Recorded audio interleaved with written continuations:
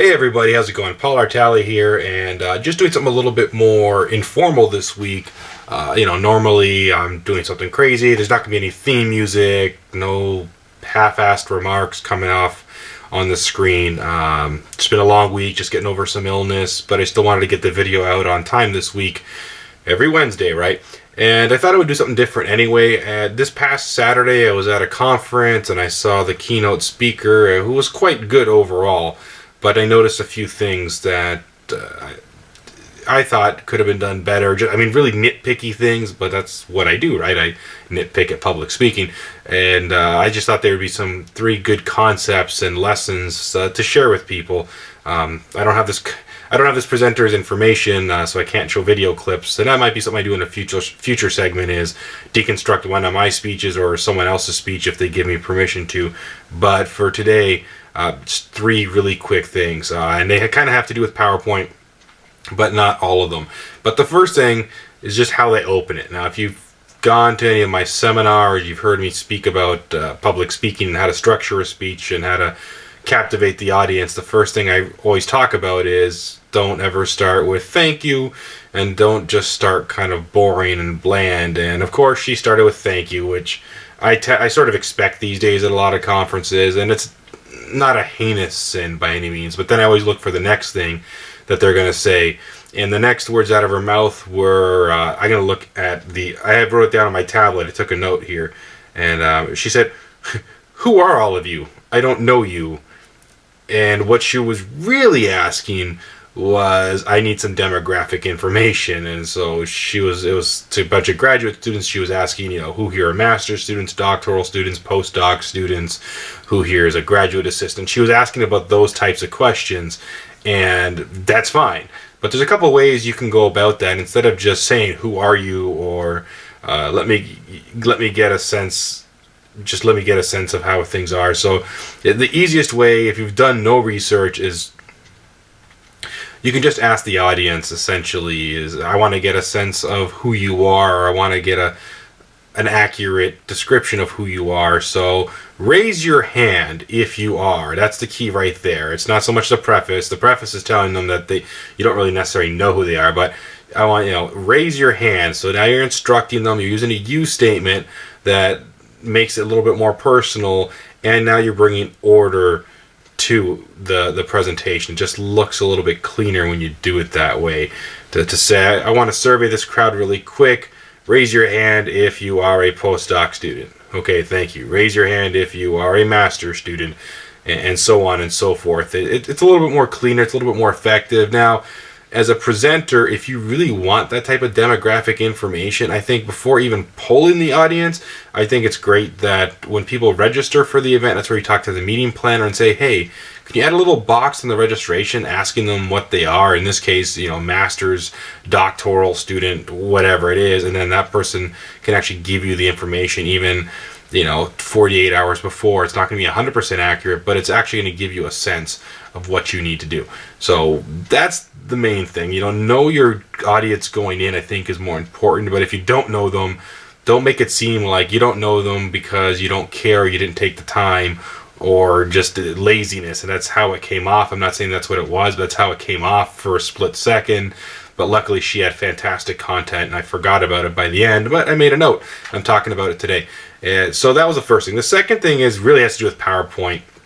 And the first point that I saw in the PowerPoint is, please, if you're listening to me, for the love of all things holy, please press the black button. Black out the screen when you're making a point. Especially in this case, leads to, I guess, my second criticism. Don't ever step in front of the screen. It just is bad. You get this bad shadow effect, and you're kind of covering up the slides that you want people to see, and it doesn't look good. And this presenter spent quite a bit of time in front of the screen. And again, is it the most heinous sin in the world? No. Is it the end of the world when she turned her back to the audience to point to something on the slide? No, not at all. But is it more effective if maybe she blacked out the screen when she was making a really important point? Yes, because sometimes when she was making a point, I was looking at the screen and maybe reading a bullet point and not missing what the importance of what she was trying to tell me was. Likewise, Sometimes she was talking, it might have been taken away from a point that was on the screen. So the slide and the presenter really have to work hand in hand. And if there's a point where you don't want the audience to be reading what's on the slide, hit the black button or cut to a black slide. If you don't know how to do that technologically, or you just want to build in a safeguard, put in a black slide. It actually sometimes tells you when you need to make a point without the PowerPoint behind you. So that was it. Just hit the black button and don't stand in front of the screen. It looks bad, and it takes away from your message on a lot of different levels. So that was sort of it on the PowerPoint. The other thing with the PowerPoint was that there were some fantastic slides. I mean, visually, I wish I could find a copy of that slide, but some real nice visual slides, beautiful. You didn't need to say a thing. And I guess the other point is, if you have a really cool self-explanatory slide, don't explain it. She explained the slide as like, oh, it was a pipeline or something. It was a great illustration of, students coming in, and there's a pipeline, and then sort of what happens to them and where they go. And she spent a lot of time describing this graphic that was more or less self-explanatory, or could have been with just simple labeling. And so there's no need for that. Let the audience absorb the slide, let them interpret the slide, and you can add to that.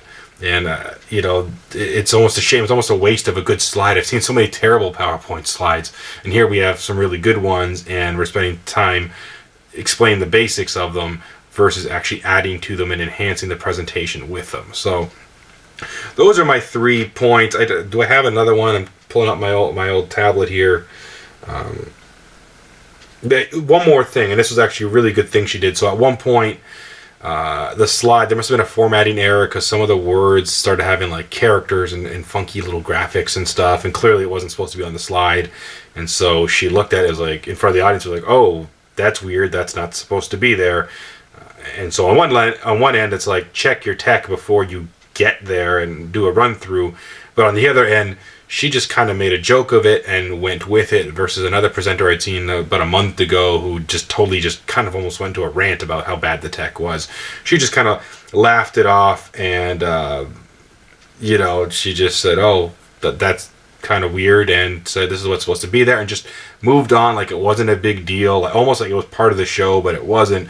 But I thought that's just kind of a good, classy way to react when things go wrong with technology and slides, because you never know. You might have a typo that it might not format on someone's computer properly. So she acknowledged it because we all saw it, laughed about it, moved on. And again, because she had fantastic slides, it wasn't a big deal.